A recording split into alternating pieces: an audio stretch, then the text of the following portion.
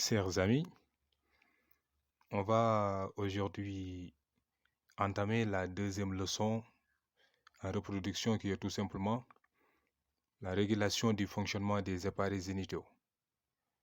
Donc, comme vous le savez, les deux vidéos que j'ai mises récemment expliquent tout simplement la première leçon en reproduction, c'est-à-dire la gamétogénèse et aussi la méiose dans la gamétogénèse. Maintenant, aujourd'hui, on va faire la deuxième leçon en commençant tout simplement sur, comment dirais-je, chez l'homme, le mâle, hein. Donc, la régulation du fonctionnement des appareils génitaux. Dans cette vidéo, on va expliquer tout simplement la régulation du fonctionnement de l'homme, l'appareil de l'homme, dans sa globalité, en quelque sorte, je veux dire. Maintenant, je vous conseille de suivre les deux premières vidéos en reproduction au lieu de commencer avec cette vidéo. Parce que bon, comme vous le savez, il y a un lien entre ces vidéos-là. Donc, il va falloir d'aller regarder la première vidéo, la deuxième, et de venir suivre cette partie-là. Parce que les choses sont vraiment liées. Donc, aujourd'hui, on va tout simplement mettre un accent sur l'appareil, sur la régulation du fonctionnement de l'appareil de l'homme. Et prochainement, on va expliquer l'appareil de la femme, le fonctionnement, quoi, je veux dire. Donc, on va commencer. Ça va prendre un peu du temps, mais bon, c'est juste que je veux mettre un point sur certains détails. Donc, on va expliquer tout. Ça va prendre du temps, mais bon, c'est juste pour éclaircir les choses. D'accord. Maintenant, là, il y a un schéma que je vous propose. Et ce schéma, mettre un accent tout simplement sur la fonction exocrine des testicules. Il y a des fonctions exocrines et des fonctions endocrines. Si on dit la fonction exocrine, c'est tout simplement renvoie à tout ce qui sécrète des substances à l'extérieur de l'organisme. C'est ça, exocrine. Donc, ce sont des substances sécrétées par les testicules en dehors à l'extérieur de l'organisme. Donc, chez l'homme, on va décortiquer la fonction exocrine des testicules. Donc, c'est ça le schéma que je vous propose. Ici, on a les testicules. Maintenant, les testicules produisent ce qu'on appelle des spermatozoïdes. Ce que vous voyez là sont des spermatozoïdes. Donc, les testicules produisent des spermatozoïdes ou gamètes mâles. Si on dit spermatozoïdes ou gamètes mâles, c'est la même chose. Donc, retenez-vous bien que les testicules produisent ce qu'on appelle des spermatozoïdes ou gamètes mâles. Ces cellules haploïdes, c'est-à-dire ces spermatozoïdes-là, sont des cellules haploïdes, c'est-à-dire à N chromosomes, sont formées à partir des cellules germinales souches diploïdes, c'est-à-dire des cellules à 2 N chromosomes, par le processus de la méiose. Ça, on l'avait fait. Si vous n'avez pas compris cette étape-là, pourquoi on dit que les spermatozoïdes sont des cellules haploïdes et ils sont formés à partir de cellules souches à 2 N chromosomes? Ça, c'est le processus de la méiose.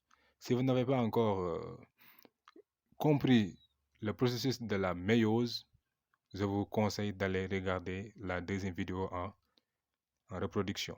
Vous allez comprendre. Maintenant, ces cellules haploïdes, qui sont ici les spermatozoïdes, sont formées à partir de cellules germinales souches diploïdes à 2 N chromosomes par le processus de la méiose. On est d'accord? Maintenant, les spermatozoïdes sont des cellules spécialisées, très mobiles. Ça, vous le savez, n'est-ce pas?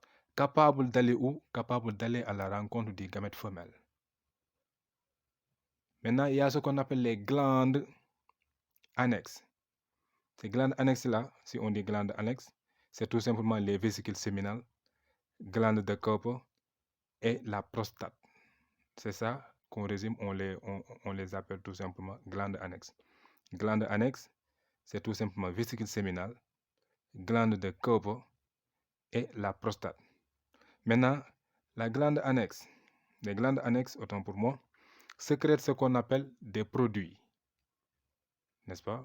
Sécrètent des produits. Donc les glandes annexes sécrètent ce qu'on appelle des produits.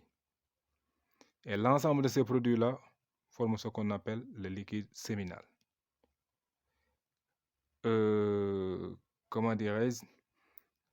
Voilà. C'est le liquide séminal-là qui assure tout simplement le rapport, le transport et la maturation des spermatozoïdes. Je récapitule. Là, les testicules produisent ce qu'on appelle des spermatozoïdes. C'est ça, les spermatozoïdes. Après, ce sont les glandes annexes qui sécrètent tout simplement des produits. Et l'ensemble de ces produits-là forment ce qu'on appelle le liquide séminal. Maintenant, ce liquide séminal va se mélanger, n'est-ce pas? Ce liquide séminal mélangé aux spermatozoïdes, n'est-ce pas? Constitue ce qu'on appelle le sperme. Voilà, constitue ce qu'on appelle le sperme. Ça, ce sont des spermatozoïdes. Je l'ai résumé dans ce schéma-là.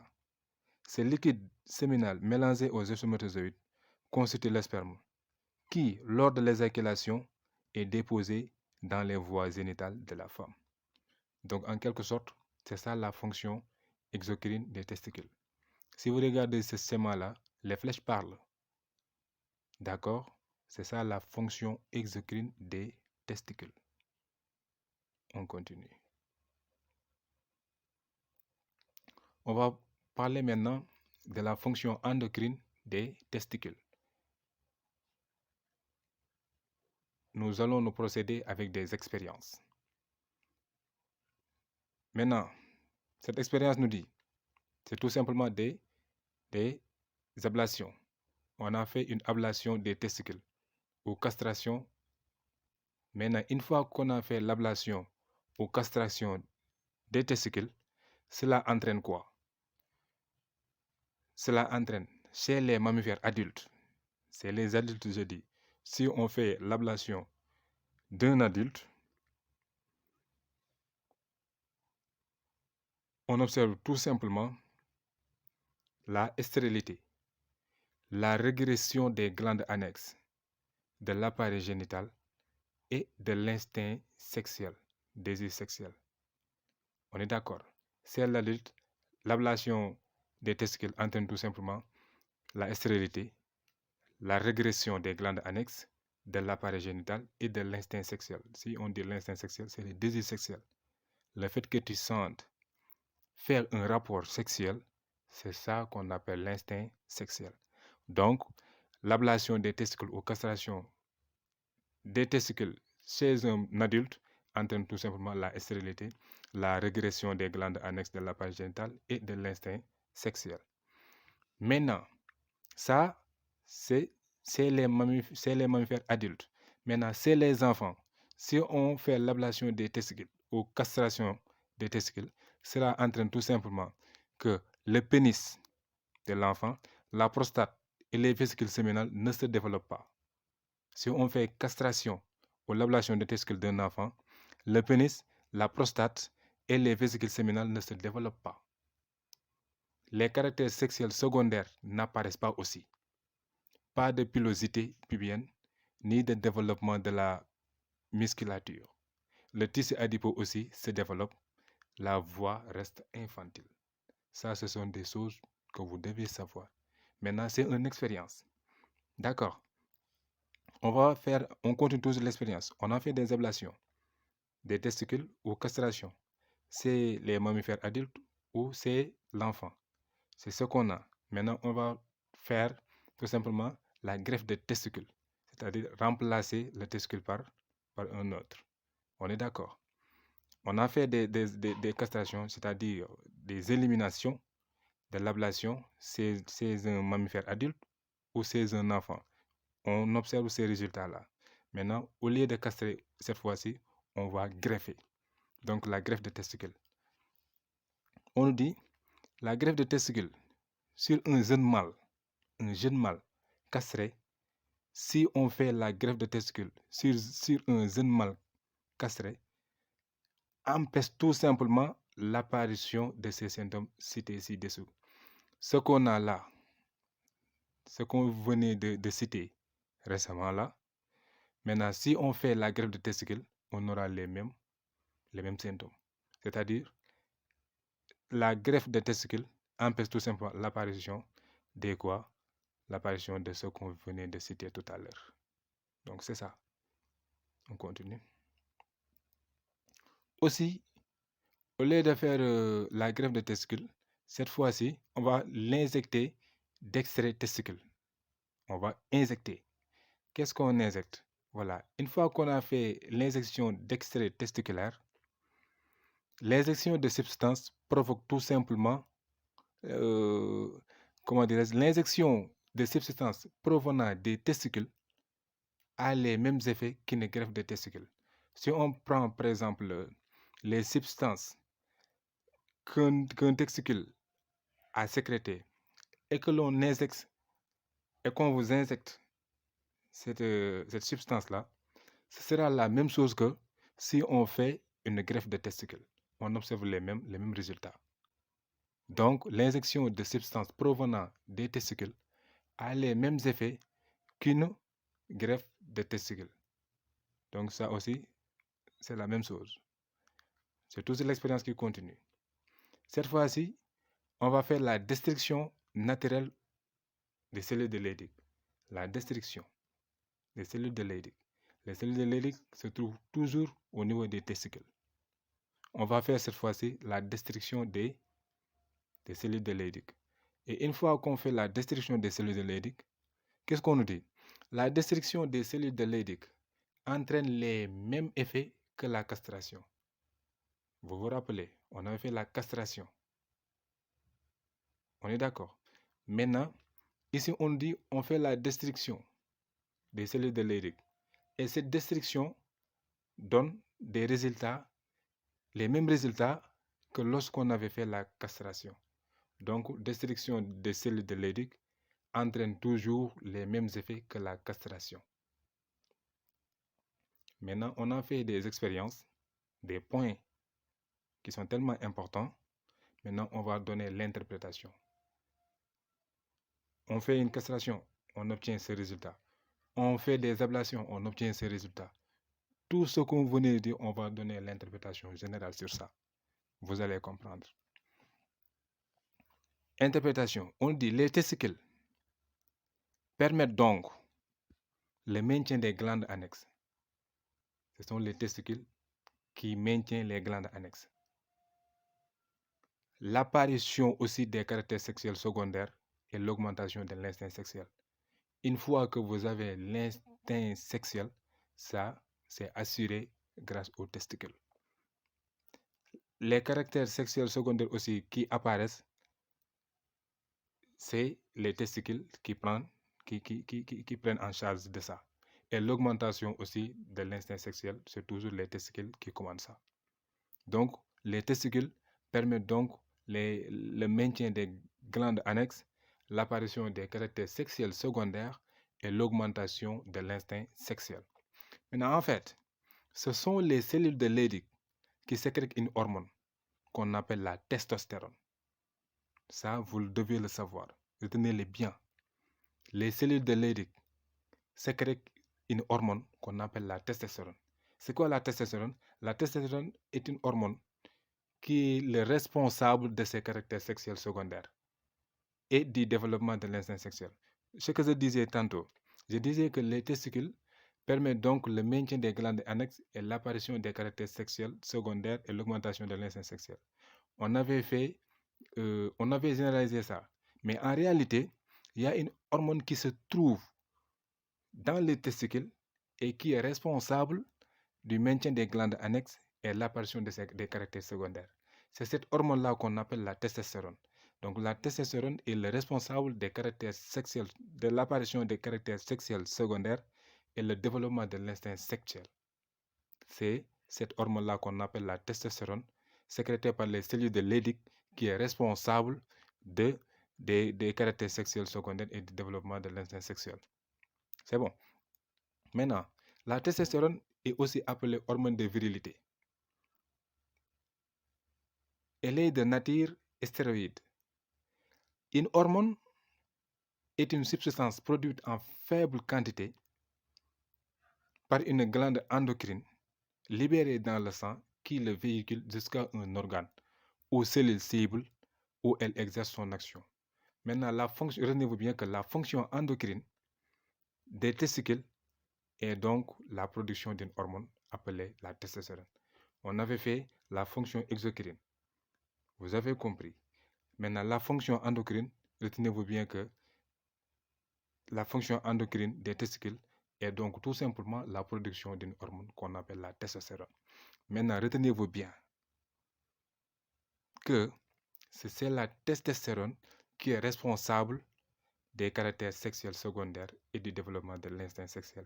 Maintenant, qui produit la testostérone? Ce sont les cellules de Leydig. Où se trouvent les cellules de Leydig? Les cellules de Leydig se trouvent au niveau des testicules. C'est bon, on continue. On a fait des expériences. On a interprété les expériences. On va tirer maintenant des conclusions.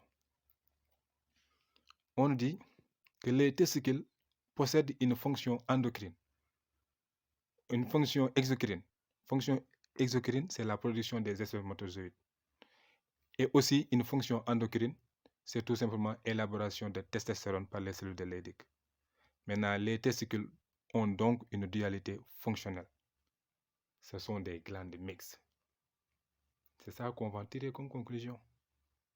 Les testicules possèdent une fonction exocrine et une fonction endocrine.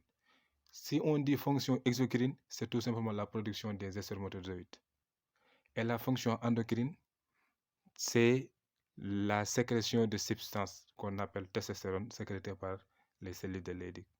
Donc, les testicules ont une dualité fonctionnelle. Ce sont des glandes mixtes.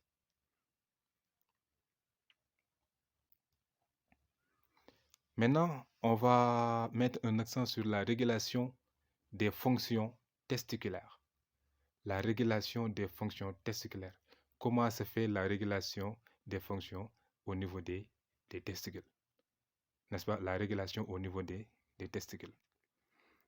Cette fois-ci, nous allons aussi procéder avec des expériences. On donne aussi des interprétations de chaque expérience. On tire aussi des conclusions de chaque expérience. Suivez bien. Première expérience. On dit l'ablation du lobe antérieur de l'hypophyse. Vous savez qu'un hypophyse se trouve, c'est une section cicatrisée de l'hypothalamus. C'est ça l'hypophyse. N'est-ce pas? Maintenant, l'hypophyse a deux lobes, le lobe antérieur et le lobe postérieur. Maintenant, cette fois-ci, on va faire une ablation du lobe antérieur de l'hypophyse d'un adulte. Et cette ablation entraîne toujours l'atrophie des cellules de Leydig et l'absence de spermatogénèse. Si on fait l'ablation du lobe antérieur de l'hypophyse, il n'y aura plus de spermatogénèse. Et aussi, il y aura l'atrophie des cellules de Leydig. C'est-à-dire, atrophie, c'est tout simple, en quelque sorte la mort des cellules de Leydig et l'absence de spermatogénèse. Donc, si on fait ça, si on fait l'ablation du lobe antérieur de l'hypophyse, il y a l'atrophie des cellules de Leydig et l'absence de spermatogénèse. Cela veut dire que donc que c'est le lobe antérieur de l'hypophyse qui commande tout simplement les cellules de Leydig et la spermatogénèse. La spermatogénèse et ça sont sous le contrôle du lobe antérieur de l'hypophyse. Parce que la décision du lobe antérieur de l'hypophyse entraîne tout simplement l'absence de spermatogénèse. Donc on peut dire que c'est le lobe antérieur qui contrôlait tout simplement la spermatogénèse. Deuxième point, Cependant, des injections d'extrait hypophysaire restituent un état et un fonctionnement normal des cellules intercellulaires et des types séminifères. On avait fait une ablation du lobe antérieur. Cette fois-ci, on va faire une injection d'extrait hypophysaire. Si on fait l'injection,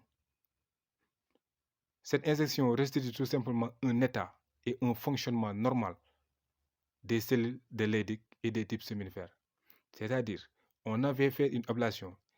Et en ce moment-là, puisqu'on avait fait une ablation, on avait observé tout simplement l'absence de spermatogénèse et l'atrophie des cellules de Leydig. Cette fois-ci, on va injecter d'extrait hypophysaire. Et cette injection-là remet les choses à la normale. Une fois qu'on a fait l'injection, on voit un état et un fonctionnement normal des cellules de Leydig et des types séminifères, aboutissant ainsi à la spermatogénèse. Vous le notez.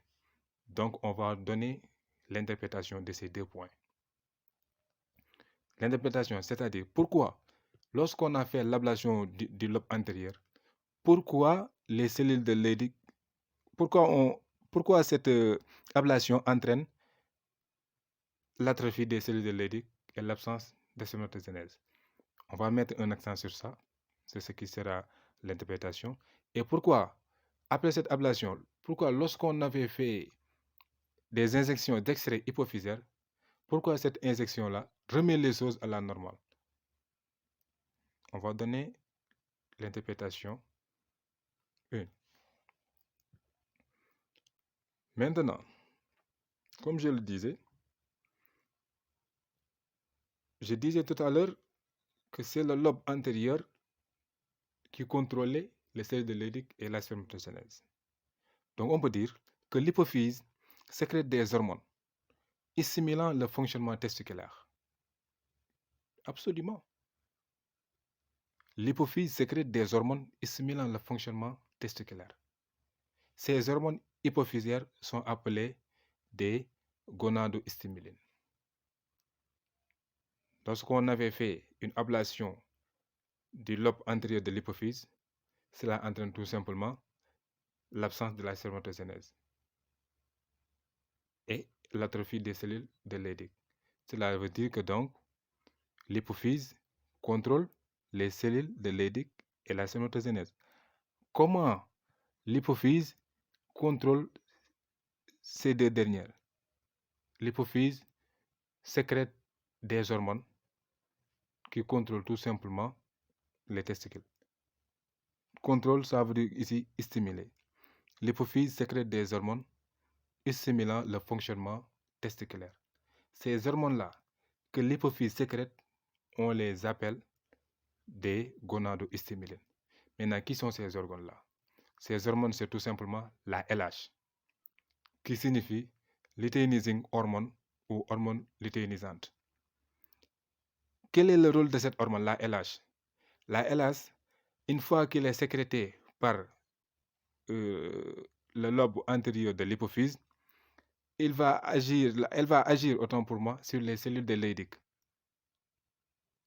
Pourquoi? Pour donner la production de la testostérone. Tout à l'heure, vous avez remarqué que j'avais dit que la testostérone est sécrétée par les cellules de Leydig. Maintenant, comment les cellules de Leydig sécrètent la testostérone? C'est tout simplement grâce à la présence de cette hormone-là, la LH.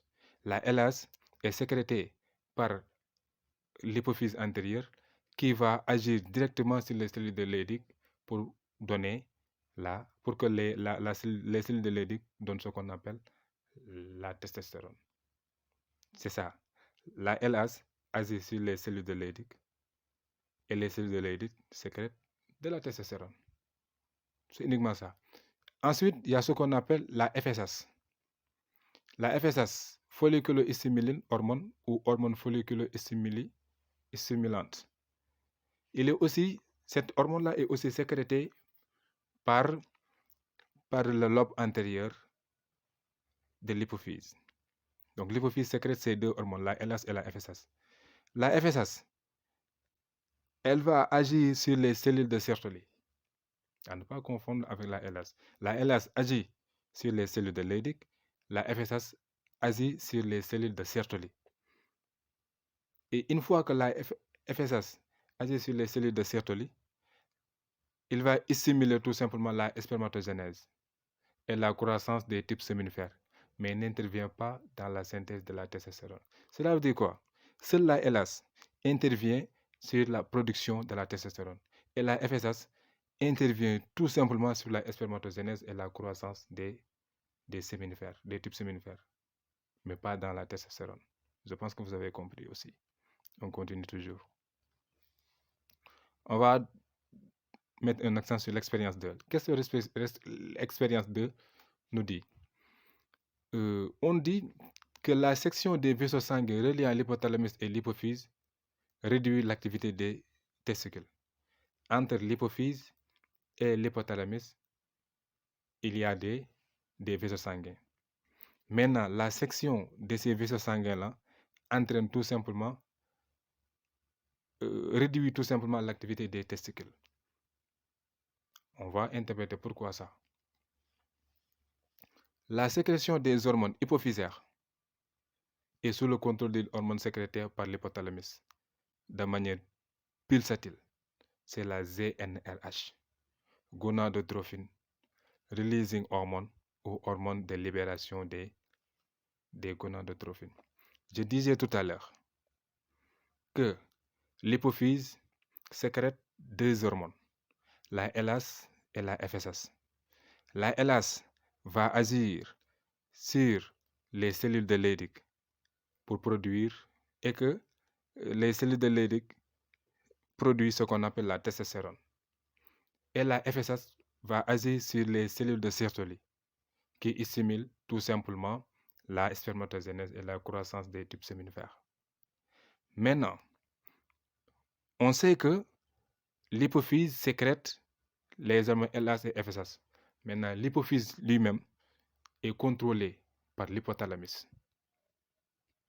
Comment l'hypothalamus contrôle l'hypophyse? L'hypothalamus sécrète une hormone qu'on appelle GnRH, que vous voyez là. C'est cette GnRH-là qui va agir sur l'hypophyse, sur le lobe antérieur de l'hypophyse. Et une fois que GnRH agit sur le lobe antérieur de l'hypophyse, l'hypophyse sécrète en son tour la LH et la FSH. La LH va agir sur les cellules de Sertoli, sur les cellules de Leydig qui produit la testostérone. Et la FSH va agir sur les cellules de Sertoli qui va stimuler tout simplement la spermatogénèse, ainsi de suite. C'est comme ça que ça se produit. On va donner l'expérience 3. Ne vous inquiétez pas, on va donner un schéma qui résume toutes ces expériences que nous venons de faire. Expérience 3 nous dit: la testostérone introduite en petite quantité dans l'hypothalamus provoque une atrophie testiculaire, mais ce dépôt effectué sur l'hypophyse est sans action. Ensuite, qu'est-ce que cette expérience dit? La testostérone introduite en petite quantité dans l'hypothalamus provoque une atrophie testiculaire, c'est-à-dire la testostérone introduite en petite quantité dans l'hypothalamus provoque une atrophie, c'est-à-dire la diminution des testicules, mais ce dépôt effectué sur l'hypophyse est sans action. Interprétation: la testostérone exerce un feedback, c'est-à-dire un feedback négatif ou rétrocontrôle négatif sur l'hypothalamus. Son augmentation dans le sang freine la production de GnRH et par conséquent l'arrêt de la sécrétion de FSH et LH chez l'homme. Le contrôle est toujours négatif car il n'a pas de cycle. En effet, la testostérone n'a pas d'effet sur la sécrétion de FSH elle ne concerne que la LH. Ça veut dire quoi? Je disais tantôt que l'hypothalamus sécrète une hormone qu'on appelle la GnRH. La GnRH va agir sur l'hypophyse, plus précisément sur le lobe antérieur de l'hypophyse. Et l'hypophyse, une fois que la GnRH agit sur l'hypophyse va sécréter deux hormones, la LH et la FSH. La LH va agir sur les cellules de Leydig qui produisent de la testostérone. Et la FSH va agir sur les cellules de Sertoli, permettant ainsi la présence de la spermatogénèse, ainsi de suite. Maintenant, une fois que la LH agit sur les cellules de Leydig, et ces dernières sécrètent ce qu'on appelle la testostérone, maintenant la testostérone va, va inhiber en son tour, c'est-à-dire il va faire un rétrocontrôle sur l'hypothalamus pour l'inhiber. La testostérone va inhiber l'hypothalamus. C'est ce qu'on appelle un feedback négatif ou rétrocontrôle négatif. On est d'accord? Maintenant, la quantité de testostérone qui agit en son tour sur l'hypothalamus, c'est le feedback, va permettre, si la quantité est importante, cela va arrêter tout simplement la sécrétion des hormones gonado-stimulées, la FSH et la LH. En réalité, elle n'a pas effet sur la FSH. Elle ne concerne que la LH. On va montrer le schéma. Après, vous allez comprendre. On tire tout simplement cette conclusion et on va proposer le schéma. Si vous comprenez le schéma, vous allez tout comprendre. C'est pas difficile, hein? C'est juste des expériences et on tire des interprétations et des conclusions. Maintenant, le taux de testostérone dans le sang est la résultante d'une sécrétion et une dégradation permanente. Il est régulé par un double mécanisme, un contrôle de l'activité du testicule par le complexe hypothalamo-hypophysaire et un contrôle en retour, rétrocontrôle de ce dernier par la testostérone. Voilà, on va donner le schéma. Je disais, ce schéma-là résume toutes les expériences, les interprétations et les conclusions qu'on venait de faire. Je te le jure, regardez bien, c'est très simple. Peut-être que vous vous êtes bourré avec les expériences là, mais ce n'est pas difficile. Regardez bien, vous allez comprendre. Je disais, l'hypothalamus sécrète ce qu'on appelle la GnRH. Maintenant, la GnRH va agir sur l'hypophyse antérieure. Et l'hypophyse antérieure sécrète deux hormones, la FSH et la LH. La FSH contrôle tout simplement les cellules de Sertoli et la LH contrôle tout simplement les cellules de Sertoli. Maintenant, une fois que la FSH agit sur les cellules de Sertoli stimulent tout simplement la spermatogénèse et la croissance des tubes séminifères. Et une fois que la LH agit sur les cellules de Sertoli, là, ce sont les cellules de Leydig. Là, je me suis un peu trompé. Au lieu de cellules de Sertoli, là, c'est cellules de Leydig. D'accord? Vous pouvez rectifier ça. Hein? Voilà, là, elle agit sur les cellules de Leydig, mais pas Sertoli. C'est la FSH. J'ai mis deux fois cellules de Sertoli. C'est une erreur. Je vous demande pardon. Hein. Voilà, je ne l'ai pas fait par exprès. La FSH agit ici sur les cellules de Sertoli, c'est bon.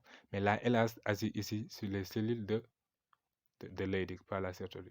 Maintenant, une fois que la LH agit sur les cellules de Leydig, cela stimule tout simplement la sécrétion de testostérone. Et la sécrétion de testostérone va faire un feedback, un rétrocontrôle sur l'hypothalamus. C'est ça que révèle Voilà le schéma. Le schéma résume tout ce qu'on venait de dire. C'est facile à comprendre. Je répète, hypothalamus sécrète une hormone qu'on appelle GnRH. Ce dernier va agir sur l'hypophyse antérieure. Et l'hypophyse antérieure sécrète deux hormones, la FSH et la LH. La FSH contrôle ou va agir même sur les cellules de Sertoli. Et les cellules de Sertoli stimulent tout simplement la spermatogénèse et la croissance des tubes séminifères. La LH va agir sur les cellules de Leydig. Et les cellules de Leydig stimulent tout simplement la testostérone. Et la testostérone va faire un rétrocontrôle, un feedback négatif sur l'hypothalamus. C'est ça. Donc, il n'y a qu'un rétrocontrôle chez l'homme. C'est le rétrocontrôle négatif. Parce qu'il n'y a pas de cycle. L'homme n'a pas de cycle. N'est-ce pas? C'est uniquement ça. Et je pense que cette tuto vous a très bien servi. Maintenant, cette vidéo-là concerne tout simplement chez l'homme. On va faire après une deuxième vidéo qui va mettre l'accent chez la femme. Si vous n'avez pas compris, n'hésitez pas. Écrivez-moi en commentaire. Nous allons débattre. Ou bien, si vous n'avez pas compris, prenez mon numéro. C'est 76 plus 223, hein, c'est parce que au Sénégal, je suis sénégalais. Plus 221 76 375 23 15. C'est mon numéro WhatsApp. Je vais le donner après sur la vidéo. D'accord? Allez, je vous remercie les amis.